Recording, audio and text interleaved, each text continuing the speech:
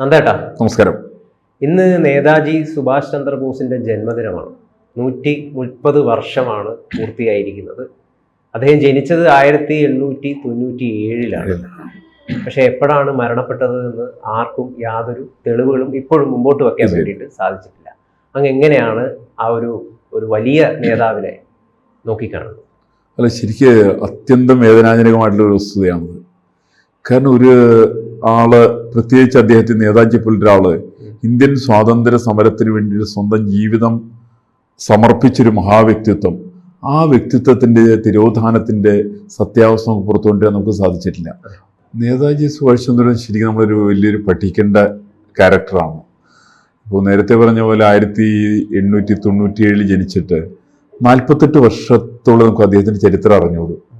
ഈ 48 വർഷക്കാലം കൊണ്ട് അദ്ദേഹം നേടിയിട്ടുള്ള എന്തൊരു കാര്യങ്ങളൊക്കെ എന്നറിയോ, അത്ഭുതപ്പെട്ടു പോകും.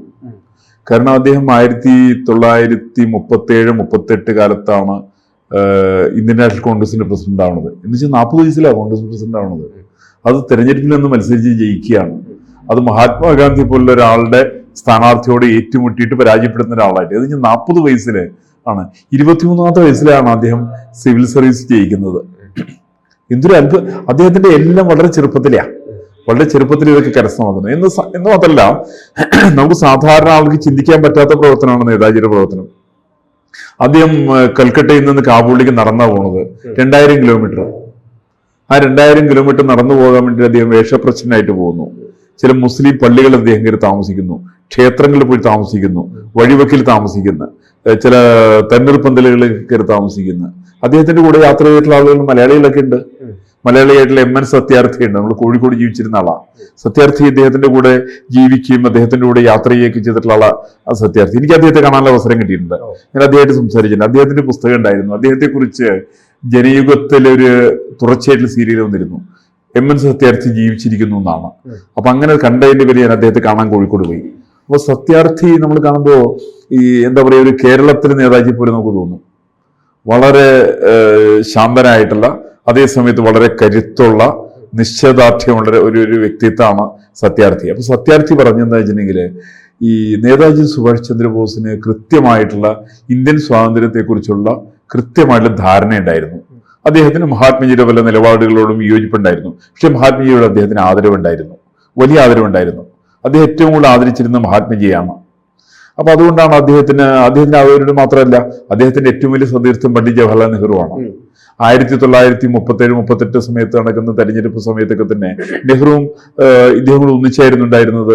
അതിനുശേഷം മഹാത്മാഗാന്ധിയുടെ സത്യാഗ്രഹമായിട്ട് ഇദ്ദേഹം ഒന്ന് വഴി പിരിയുന്ന സമയത്തും ഇദ്ദേഹം, ജവഹർലാൽ നെഹ്റു ഇദ്ദേഹത്തിന്റെ കൂടെ ഉണ്ടായിരുന്നത്. നെഹ്റു പറയുന്നുണ്ട്, ഞാൻ അച്ഛനെ പറഞ്ഞ് ബോധ്യപ്പെടുത്താമെന്ന് പറഞ്ഞിട്ട് പോകുന്ന നെഹ്റു പിന്നെ മടങ്ങി വരുന്നില്ല എന്നാണ് സത്യാർത്ഥി പറഞ്ഞതാണത്. സത്യാർത്ഥി പറഞ്ഞിട്ടുള്ള അനുഭവത്തിലാണ് ആ കാര്യമുള്ളത്. എന്ന് വെച്ചാൽ നേതാജി സുഭാഷ് ചന്ദ്രബോസിന്റെ കാഴ്ചപ്പാടുകളൊക്കെ വളരെ സ്ട്രെയിറ്റ് ആണ്, വളരെ സ്ട്രോങ് ആണ്. ഇന്ത്യ ഏത് കാരണവശാലും സ്വാതന്ത്ര്യം നേടണമെന്നാണ് അദ്ദേഹത്തിന്റെ ആഗ്രഹം. അതിൽ അദ്ദേഹത്തിന് മഹാത്മജിയുടെ നിലപാടുകളോട് അദ്ദേഹത്തിന് യോജിക്കാൻ സാധിച്ചില്ല. അപ്പൊ അതൊന്നും എനിക്ക് തോന്നുന്നു നമ്മളതിനകത്ത് അങ്ങനെ എടുക്കേണ്ട ആവശ്യമില്ല. കാരണം മഹാത്മജിക്ക് ഒരു നിലപാടുണ്ട്, നേതാജിക്ക് വേറെ നിലപാടുണ്ട്. അവർ തമ്മിൽ അഭിപ്രായ ഐക്യം ചില കാര്യങ്ങളുണ്ട്, പല കാര്യങ്ങളിൽ അഭിപ്രായ ഐക്യമില്ലായിരുന്നു. പക്ഷേ രണ്ടുപേരുടെയും കാഴ്ചപ്പാടുകൾ സത്യസന്ധമായിട്ടുള്ള നിലപാടായിരുന്നു. ഈ സത്യസന്ധമായിട്ടുള്ള നിലപാടുള്ളതിന്റെ പേരിലാണ് നേതാജിക്ക് യാത്രത്തിന് മുമ്പോട്ട് പോകാൻ സാധിക്കും. പക്ഷെ നേതാജി പല സ്ഥലത്തും എനിക്ക് തോന്നുന്നു ചതിക്കപ്പെടുന്നുണ്ട്. ഭാരതത്തിൽ തന്നെ അദ്ദേഹം ചതിക്കപ്പെട്ട ആളാണ്. അദ്ദേഹം ആദ്യമായിട്ട് സ്വരാജ് പാർട്ടി ഉണ്ടാക്കുന്നത് മോത്തിലാൽ നെഹ്റുവായിട്ട് ചേർന്നുകൊണ്ടാണ്. അതിന്റെ സത്യത്തിൽ അങ്ങനെ ചതിക്കപ്പെടുന്നുണ്ടായത്. അതേപോലെ തന്നെ പണ്ഡിറ്റ് ജവഹർലാൽ നെഹ്റു ഇദ്ദേഹത്തെ ചതിക്കുകയുണ്ടായത്. ഞാൻ മഹാത്മാഗാന്ധി മോത്തിലാൽ നെഹ്റുവിനൊക്കെ പറഞ്ഞ് ബോധ്യപ്പെടുത്താമെന്ന് പറഞ്ഞു പോയിട്ടുള്ള പണ്ഡിറ്റ് ജവഹർലാൽ നെഹ്റു പിന്നെ ഒരിക്കലും മടങ്ങി വന്നില്ല. അങ്ങനെയാണ് നിവൃത്തി കെട്ടിട്ട് ഇദ്ദേഹം ഇന്ത്യക്ക് വെളിയിൽ പോകുന്ന സാഹചര്യം ഒരുക്കുന്നതിൽ നെഹ്റുവിന് വലിയ പങ്കുണ്ട്. അതിനെക്കുറിച്ചിട്ട് സത്യാർത്ഥി പറഞ്ഞിട്ടുള്ളതാണ്. അദ്ദേഹത്തിന്റെ പുസ്തകത്തിൽ അതിനെക്കുറിച്ചുള്ള പരാമർശമുണ്ട്. അതുകൊണ്ടാണ് നമ്മൾ ഈ 45 അദ്ദേഹം വിമാനാപകടത്തിൽ മരിച്ചു എന്ന് പറയുന്നു, തൈവാനിൽ മരിച്ചു എന്ന് പറയുന്നു. കൃത്യമായിട്ടുള്ള ഒരു അന്വേഷണം നടത്തിയിട്ടില്ല. ചിലർ പറഞ്ഞ് അദ്ദേഹം റഷ്യയിലേക്ക് പോയിന്ന്. അതിന് വളരെ സാധ്യതയുണ്ട്. കാരണം റഷ്യയിൽ സുബ്രഹ്മണ്യ സ്വാമിയെ പോലുള്ള ആളുകളുടെ വെർഷൻ എന്ന് പറയുന്നത് ജോസഫ് സ്റ്റാലിന്റെ നേതൃത്വത്തിൽ അദ്ദേഹത്തെ കൊല ചെയ്യപ്പെട്ടു. അതിലൊക്കെ ഒരുപാട് സാധ്യതയുണ്ട്. കാരണം ജോസഫ് സ്റ്റാലിൻ എന്ന് പറയുന്ന ഏകാധിപതിയായിട്ടുള്ള മനുഷ്യൻ ലോകം കണ്ടുള്ള ഏറ്റവും വലിയ ക്രൂരനാണ്. കോടിക്കണക്കിന് ആളുകൾ കൊന്ന മനുഷ്യനാണ്. അയാൾ ആദ്യം അവിടെ കൊലപ്പെടുത്തി വേണ്ടി അവിടുത്തെ ബുദ്ധിജീവികളാണ്. അതുകൊണ്ട് സ്റ്റാലിൻ നേതാജി കൊലപ്പെടുത്താൻ വേണ്ടി ഒരുപാട് സാധ്യത വളരെ വളരെ കൂടുതലാണ്. അത് നമുക്ക് നന്നായിട്ട് മനസ്സിലാവുന്ന പി കേശവദേവിന്റെ പുസ്തകമുണ്ട്, കമ്മ്യൂണിസ്റ്റ് വധയന്ത്രം എന്ന പുസ്തകത്തിന്റെ പേര്.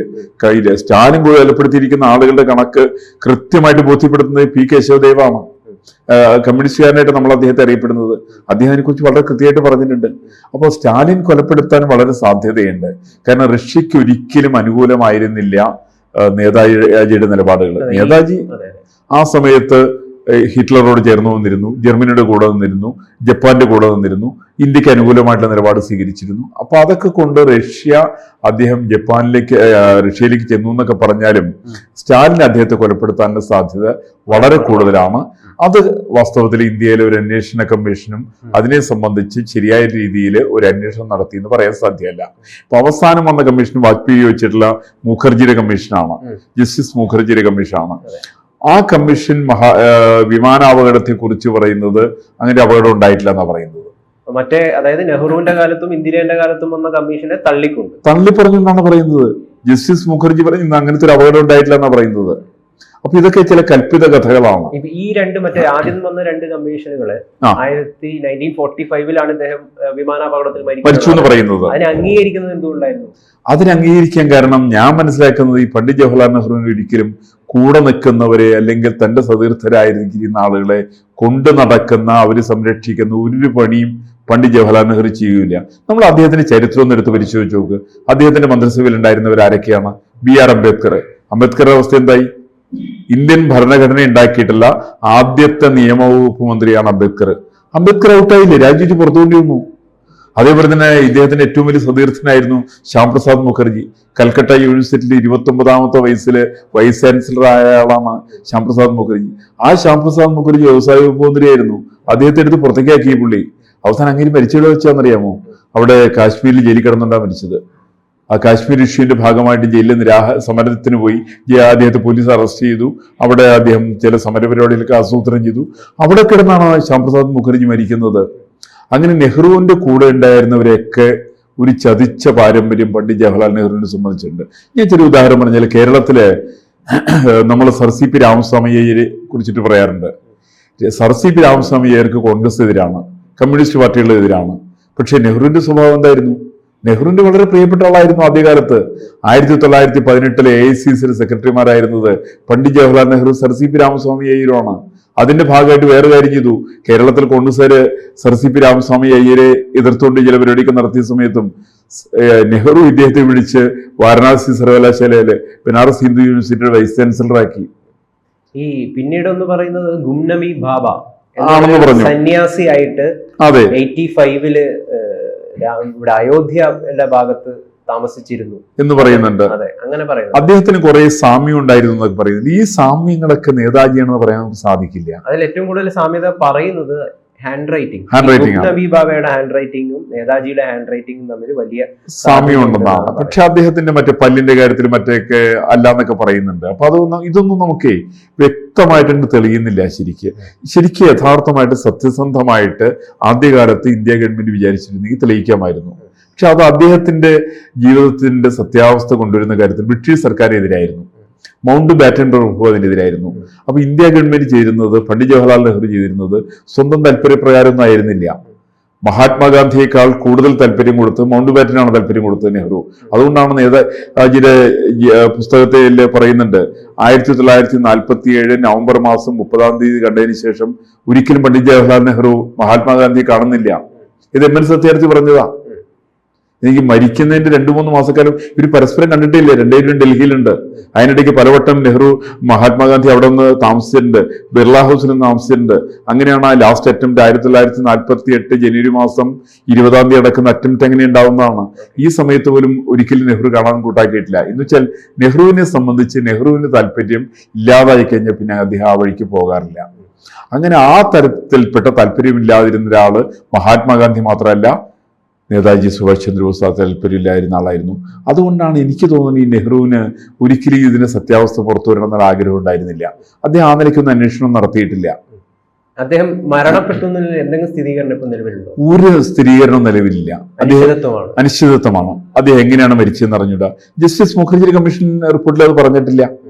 അല്ലെങ്കിൽ നെഹ്റു വെച്ചുള്ള കമ്മീഷൻ റിപ്പോർട്ടിനകത്ത് വിമാനാപകടത്തിൽ മരിച്ചു എന്ന് മാത്രം പറഞ്ഞു എന്ന് മാത്രമേ ഉള്ളൂ. അതിനുശേഷമാണല്ലോ ഈ പറയുന്ന സ്വാമിയുടെ പേരിൽ, അയോധ്യയിൽ സ്വാമിയുടെ പേരിൽ വരുന്നുണ്ട്. അതിന്റെ സത്യാവസ്ഥ അറിഞ്ഞുകൂടാ. ആരും കൃത്യമായിട്ടുള്ള അന്വേഷണം നടത്തുന്നില്ല. ആർക്കും അറിയണമെന്ന് നിർബന്ധമില്ല. ഇന്നിപ്പോ ഞാൻ മനസ്സിലാക്കുന്നത് നേതാജിയുടെ പേരിൽ ഒരു ഫൗണ്ടേഷൻ ഉണ്ട്. ആ ഫൗണ്ടേഷൻ അതിന്റെ ചില ശ്രമങ്ങൾ നടത്തുന്നുണ്ട്. അദ്ദേഹത്തിന്റെ മകള് ചില ശ്രമങ്ങൾ നടത്തുന്നുണ്ട്. ഇന്നിപ്പോ ജനുവരി 23 ഈ ദിവസം കൽക്കട്ടയിൽ വലിയ ആഘോഷമുണ്ട്. അദ്ദേഹത്തിന്റെ വീട് ഇന്ന് തുറന്നു കൊടുക്കുന്ന ദിവസമാണ്. 100 കണക്കിനാണ്. എനിക്ക് അവിടെ പോകാനുള്ള ഭാഗ്യം ഉണ്ടായിട്ടുണ്ട്. ഒരു ഏകദേശം ഒരു 10-12 വർഷത്തിന് മുമ്പായിട്ട് ഞാൻ അദ്ദേഹത്തിന്റെ വീട്ടിൽ പോയിരുന്നു. ഈ ദിവസം തുറന്നു കൊടുക്കുന്ന ദിവസമാണ് കൽക്കട്ടയില്.